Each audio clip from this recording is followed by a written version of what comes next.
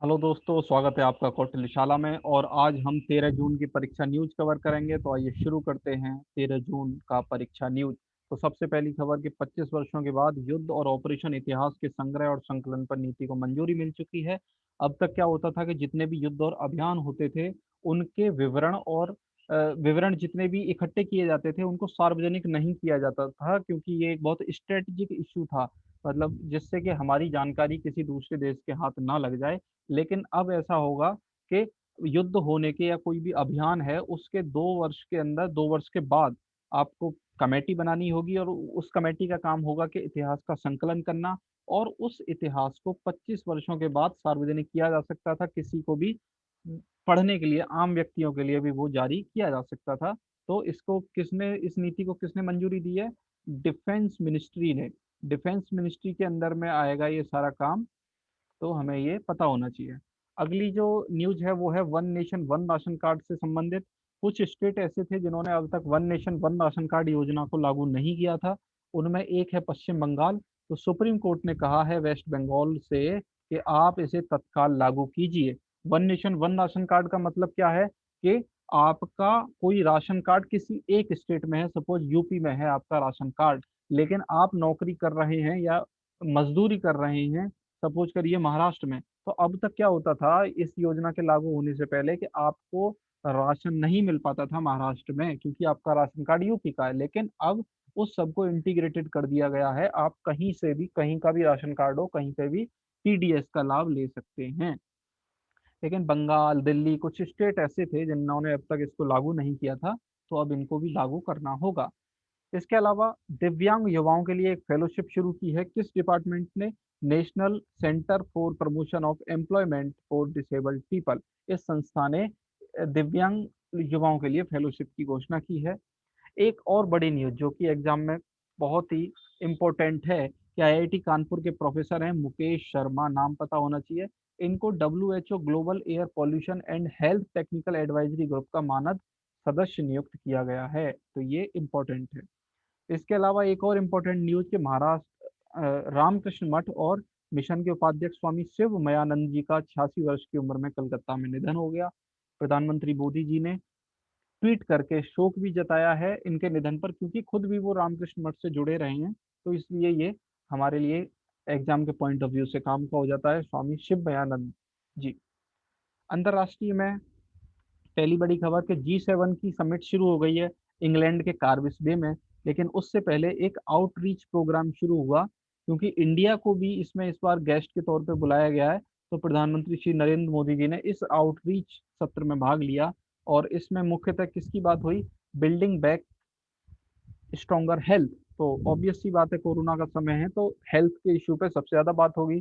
तो इस सत्र में भी कोरोना वायरस महामारी से वैश्विक निजात और भविष्य की महामारियों के खिलाफ कैसे निपटा जाए उसको लेकर ये पूरी बहस, पूरी एक चर्चा रही।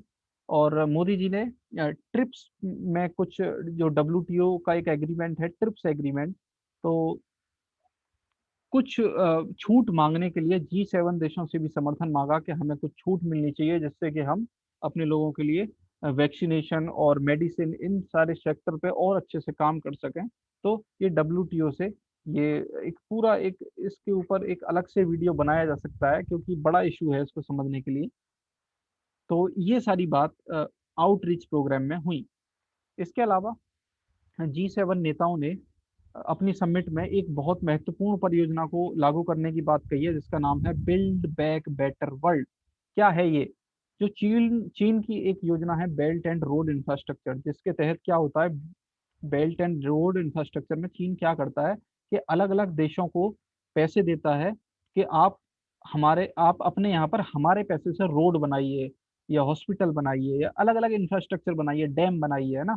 और उस पैसे को फाइनली क्या होता है कि उस इंफ्रास्ट्रक्चर का उपयोग चीन करेगा, रोड बनेगी। सपोज चीन ने पाकिस्तान में रोड बनाई है, जिसे हम सीपैक भी बोलते हैं, चाइना पाकिस्तान इकोनॉमिक कॉरिडोर, उसका इस्तेमाल चीन करेगा। और कई देशों में वो ऐसा करता है कि किसी देश को लोन दे दिया, और वो लोन का जो इंटरेस्ट है वो इतना ज्यादा हाई है कि वो देश चुका ही नहीं सकता। तो फाइनली चीन जो है कुछ सौदा करेगा कि आप लोन नहीं चुका सकते, उसके बदले में मुझे इतना ये जगह दे दीजिए या पोर्ट दे दीजिए चलाने के लिए। तो इस तरह की योजना है बेल्ट एंड रोड इंफ्रास्ट्रक्चर। तो उसी को काउंटर करने के लिए, उसी को टक्कर देने के लिए G7 नेताओं ने ये योजना रखी है कि हम भी निम्न और मध्यम आय वर्ग वाले देशों को समर्थन करेंगे, इंफ्रास्ट्रक्चर बनाएंगे और चीन को काउंटर करेंगे। कार्बिस बे डिक्लेरेशन में एक और महत्वपूर्ण बात आई, जिसका नाम ही कार्बिस बे डिक्लेरेशन कर दिया गया। इन सारी चीजों का कार्बिस बे डिक्लेरेशन से कोई मतलब नहीं था, जैसे बिल्ड बैक बेटर वर्ल्ड। हालांकि ये सारी बातें उसी समिट में हो रही हैं, लेकिन कार्बिस बे डिक्लेरेशन मुख्यतः किसके लिए है? वो है वैक्सीन और उपचार और निदान के लिए। अब इन G7 देशों ने क्या कहा है कि हमें कोरोना का उपचार कम से कम 10 महीने लग गए ढूंढने में और उसको लाइसेंस देने में वैक्सीनेशन को, लेकिन आगे से अगर कोई ऐसी महामारी होगी तो हमें 100 दिन के अंदर अंदर ये सारे काम कर लेने होंगे। इसके अलावा हमें ग्लोबल सर्विलांस नेटवर्क और जीनोम सीक्वेंसिंग, इन पे और ज़्यादा रिसर्च करनी है, जिससे कि हम इस तरह की भयानक बीमारियों को जल्द से जल्द रोक सकें। इसके अलावा कोस्टारिका की अर्थशास्त्री हैं रेबेका ग्रिन स्पेन, इनको अंकटाड का नया महासचिव नियुक्त किया गया है। तो ये हमारे लिए काम का है। हालांकि बहुत ज़्यादा मुझे नहीं लगता कि ये किसी भी एग्जाम में यूपी में खास तौर पे पूछे जाने की संभावना है, क्योंकि अगर भारत से ये कोई नियुक्ति होती तो वो शायद ज़्यादा इंपॉर्टेंट होता, लेकिन फिर भी हमें तैयारी में कहीं भी कसर नहीं छोड़नी है, तो हमें ये भी पता होना चाहिए। पुलित्जर पुरस्कार इस बार का हमारे लिए बहुत इंपॉर्टेंट है, क्योंकि भारत की मेगा राजगोपालन, इनको ये पुरस्कार मिला है। इनके साथ साथ दो और लोग हैं, एलिसन किलिंग और क्रिस्टो बश्चिंग, इनको भी ये मिला है। किसके लिए मिला है?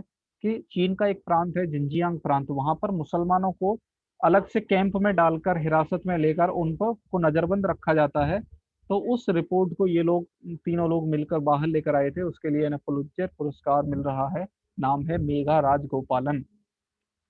एक और खबर, पोलोन्नारूवा, ये एक जगह है श्रीलंका के अंदर, ये न्यूज में रही क्योंकि चीन और श्रीलंका ने यहाँ पर मिलकर मैत्री अस्पताल का उद्घाटन किया है।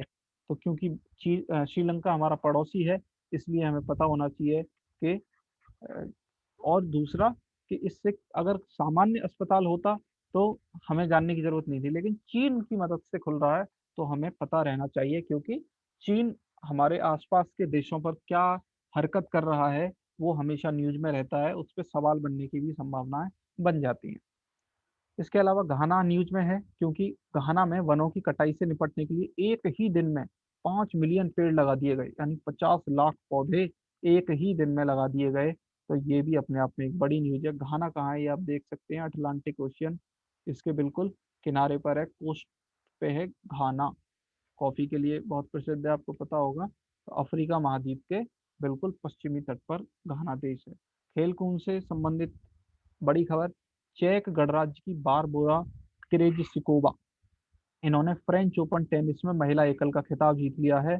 इम्पोर्टेंट है क्योंकि पहली बार जीता है, इसलिए और ज्यादा ये इम्पोर्टेंट हो सकता है, क्योंकि आज तक सामान्य तौर पर आप लोगों ने इनका नाम नहीं सुना होगा। बारबोरा क्रेजिशिकोवा, ये इनका पहला फ्रेंच ओपन टेनिस खिताब है, चेक गणराज्य की है। तो ये था आज का परीक्षा न्यूज। उम्मीद है आपको अच्छा लगा होगा, और जितने भी करंट है आपको पता लग गया होगा देखकर कि ये सब एग्जाम में पूछे जाने लायक करंट थी। कोई भी फालतू की न्यूज हम परीक्षा न्यूज में शामिल नहीं करते हैं। तो 10 से 15 मिनट में आपका पूरे दिन का जितना भी करंट जरूरी होता है एग्जाम के लिए वो कवर हो जाता है। तो आप प्लीज़ हमारे चैनल को सब्सक्राइब कीजिए और हमारे टेलीग्राम चैनल को भी ज्वाइन कर सकते हैं, जिससे कि आपकी तैयारी लगातार चलती रहे।